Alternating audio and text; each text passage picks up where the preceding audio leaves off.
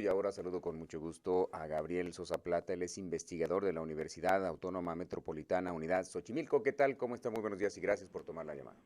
Al contrario, licenciado Alejandro Velasco, Gabriela Rey, muy buenos días. Muy buenos días. Muy buenos días. Bueno, pues platíquenos usted como investigador y que ha vivido pues varios de los procesos electorales. Platíquenos en torno a la veda electoral. Aquí en Ciudad Juárez hay cierto temor, yo no sé si exagerado, de parte de algunos de los candidatos, incluso de autoridades, de que no quieren meterse en ningún problema por la veda electoral.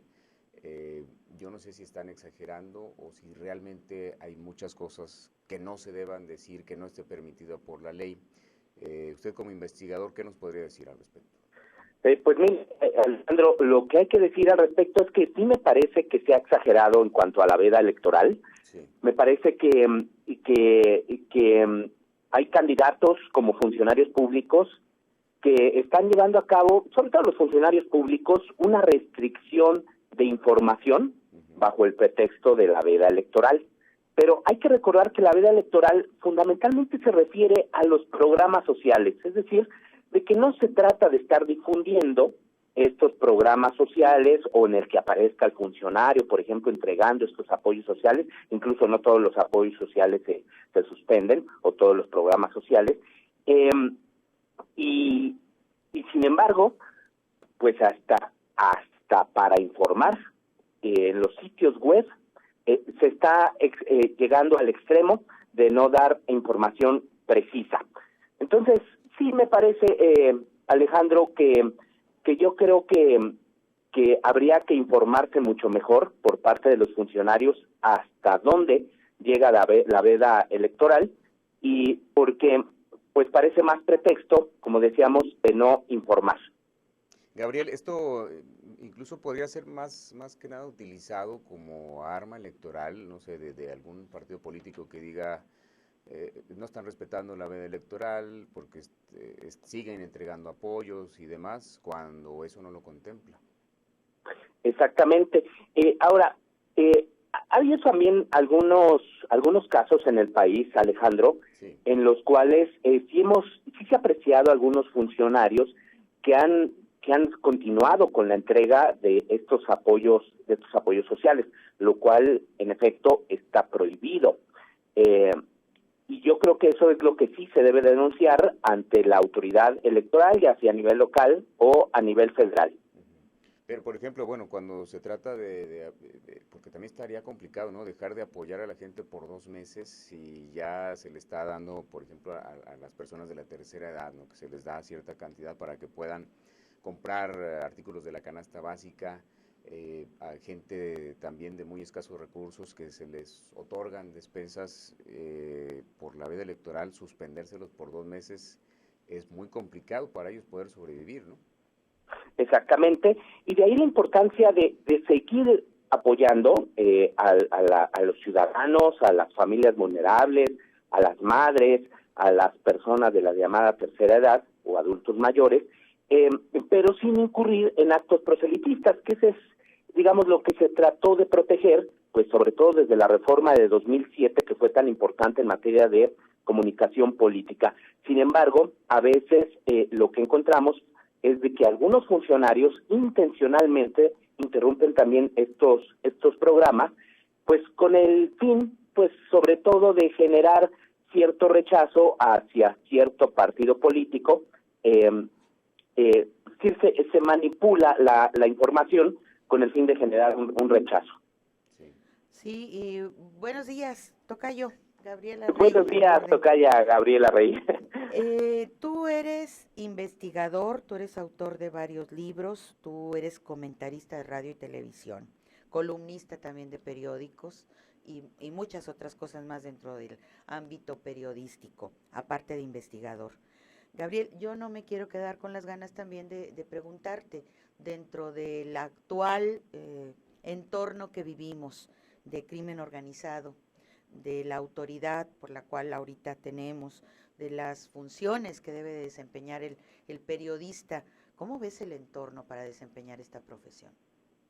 Ay, tocaya, pues lo veo muy delicado. Lo que estamos viviendo es una regresión en el terreno de las libertades. Hay varios informes que se han dado a conocer recientemente, por ejemplo, el de Artículo 19, plantea un escenario, podríamos decir que muy triste, ¿no?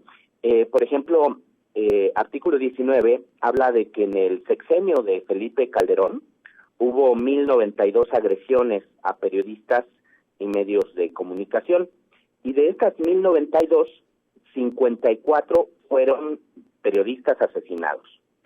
En lo que va del gobierno de Enrique Peña Nieto, en el primer año hubo 330 agresiones y en el segundo año fueron 326. Si se hace un comparativo, que es lo que hace Artículo 19, respecto de lo que ocurría en el sexenio de Calderón a lo que ocurre en el sexenio de Peña Nieto, pues según esta organización, con Calderón eran más o menos una agresión cada 48 horas. Y en el caso de lo que va de la administración del presidente Peña Nieto, es una agresión en promedio cada 27 horas. Es decir, 27, 48 es una diferencia importante. Y en lo que va de este sexenio, pues ya hay contabilizados 11 asesinatos a periodistas. Los más recientes son de 2 periodistas de Veracruz, Moisés Sánchez y Armando Saldaña. Eso en cuanto a las agresiones a periodistas, pero también lo que yo he podido apreciar en el día a día de la información es de que hay mucha autocensura en los medios de comunicación, en la prensa, en la radio, en la televisión, y yo no sé si sea producto, yo creo que no, de que sea una presión directa del gobierno, pero quizá alguna presión indirecta que ha incidido en las agendas informativas de diferentes medios de comunicación que no se quieren meter demasiado con el presidente ni con su círculo más cercano. Por eso es de que algunas denuncias que se han hecho muy fuertes de un enriquecimiento inexplicable no han tenido una repercusión o un eco en muchos medios de comunicación. Lo más reciente, por ejemplo, como sabemos, pues fue estas denuncias que se hicieron en la revista Proceso de las casas del secretario de Gobernación, pero también vemos otro tipo de denuncias. Por ejemplo, aquí en Nuevo León, es que me encuentro ahorita aquí en Monterrey, se han venido haciendo también críticas, sobre todo del periódico El Norte, de un enriquecimiento inexplicable del gobernador Rodrigo Medina, pero que también no permea esta información en los medios de comunicación. Se menciona también allá en el Distrito Federal, pero no hay un seguimiento de otros medios. Así es de que esto es un fenómeno que estamos viendo a nivel nacional y por eso se habla de cierta regresión en este terreno. Si a esto le aunamos, y aquí hablo en mi papel de ombudsman de Noticias MBS, lo que ocurrió justo en esta estación, donde salió pues una de las periodistas más reconocidas del país, Carmen Aristegui, pues también es un mal indicio de lo que podría estar pasando en el ejercicio periodístico en nuestro país. Eso por un lado, me has hablado nada más de la cuestión de la autoridad, pero ¿qué tal del crimen organizado? Es un campo minado en todo caso, ¿verdad? Es cierto, Gabriela. Hay que reconocer que en el caso también del crimen organizado ha incidido en las agendas informativas de los medios de comunicación.